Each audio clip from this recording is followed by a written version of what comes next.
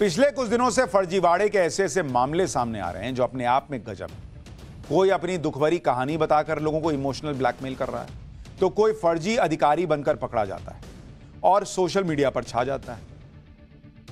वहीं अब कानपुर में ऐसा फ्रॉड सामने आया है जिसमें लोगों को जवान बनाने के नाम पर चूना लगाया जा रहा है।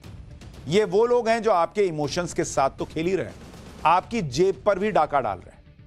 हिमांशु नाम का शख्स तो आपको याद ही होगा, जिसने बताया था कि ऑनलाइन गेमिंग के चक्कर में वो 96 लाख रुपए हार गया। सोशल मीडिया ने उसे हाथों हाथ लिया, कई लोगों ने मदद भी की, लेकिन जब सच्चाई सामने आई तो लोग हैरान रह गए।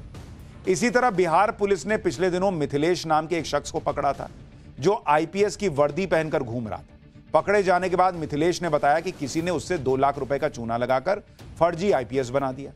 लेकिन अब वही मिथिलेश यूट्यूब पर रिलीज हुए एक गाने में नजर आ रहा है।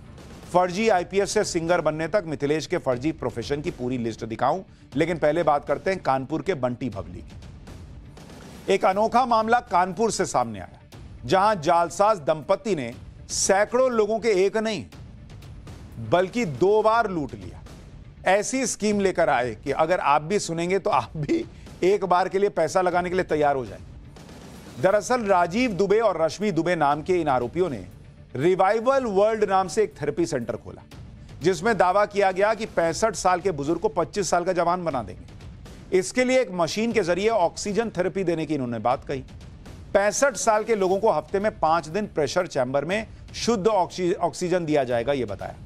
यह थेरेपी 3 महीने की होगी, जिसके बाद उम्र 25 साल जितनी हो जाएगी। लोगों को बताया गया कि यह मशीन इजराइल और अमेरिका के वैज्ञानिकों ने तैयार की और इस मशीन को इजराइल से मंगाया जा रहा है, जिसकी कीमत 25 करोड़ रुपए।